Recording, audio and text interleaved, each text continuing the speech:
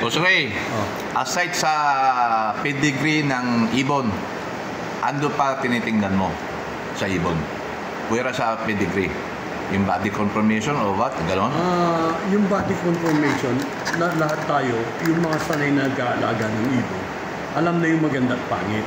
Let's face it, alam na nila yung maganda pangit. Paano mo masasabi na magandang ibon sa hawak? Anong tinitingnan mo para masabi mo maganda ibon? Yun talaga, kanya-kanya tayong opinion. There were so many questions asked previously sa akin.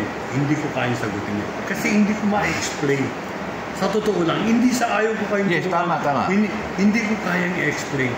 Pero pagka meron ako nagustuhan na ibon, malaking chance. Basta feeling mo lang bagay sa iyo, bagay mo gamitin to. Alam naman kasi lahat ng mga nag-aalaga masaselin sa ibon, lalo na itong mga membro natin sa PHA, no? Napakaswerte ko lang kasi yung napupulot ko, karamihan overall. Ngayon, sila makakuha lang ng top 10 breeder na, no? Pero sa akin, kung marami na ibon ko, every year nakakakuha ko ng overall, ang chances kong maging manganganak ng overall, napakalaki. Yes.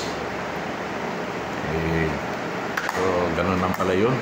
Kailangan, winner sa winner. Oo.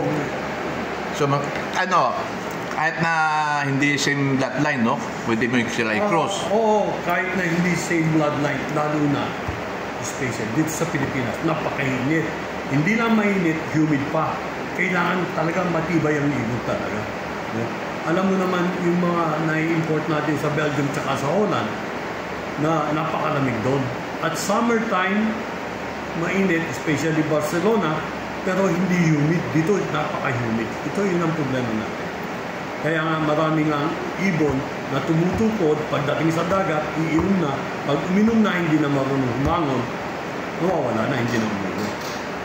So, ang ginagawa mo, Boss Ray, is, let's say, may overall champion ka, o basta nasa overall, no? I-cross mo rin sila sa overall. Winner to winner. Winner to winner. Yung local breed na, yung local na performance. So, hindi ka pa rin talaga totally na binibis mo sa pedigree na nakuha mong ibon. Hindi.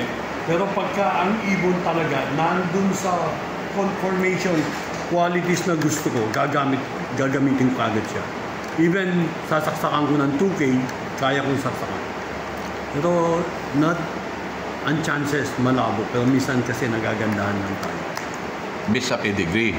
Based sa pedigree, tsaka conformation ng ibon.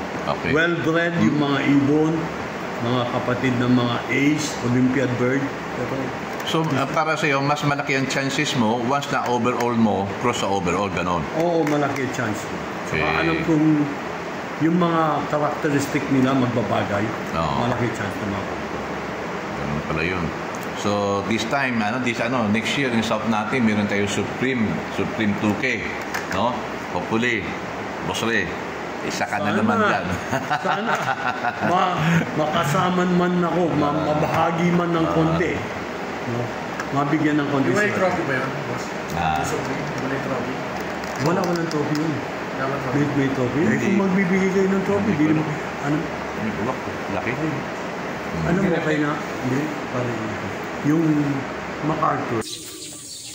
Medyo silipin natin yung breeder loft niya dito sa Pampanga. Yan. Mamaya tayo papasok dito. Mga young bird yata ito.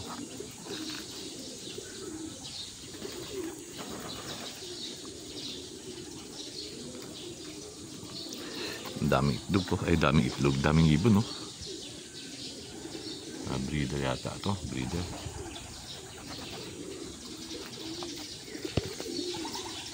Laki.